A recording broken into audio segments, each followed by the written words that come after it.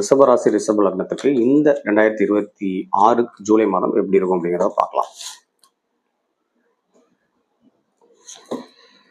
So உங்களுக்கு நீதிபதி card so வந்திருக்கு.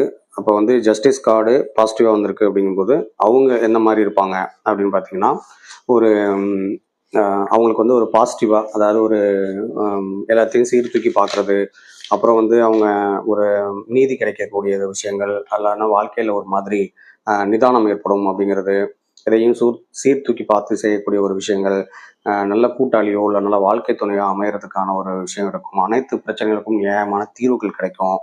அதே போல் நீதி, நேர்மை, உண்மை, விளைவு, கர்ம வினை, சமநிலை, சட்டம் அப்படிங்கிற மாதிரி இருக்குங்க. ஸோ ஒருவரை பார்த்தோன்னே அவரை பற்றி முடிவுகள் எடுத்து தீர்மானிக்கிறதுக்கான விஷயமா இருந்தாலும், மனசாட்சிப்படி நடந்து அதுக்கான விஷயங்களை எடுத்தோம் அப்படின்னா உங்களுக்கு நல்லா இருக்கும் அப்படிங்கிறதான். எந்த பிரச்சனைக்கும் நல்ல தீர்வு கிடைக்க போகுது ரிஷபராசி ரிஷப லக்ன நண்பர்களுக்கு.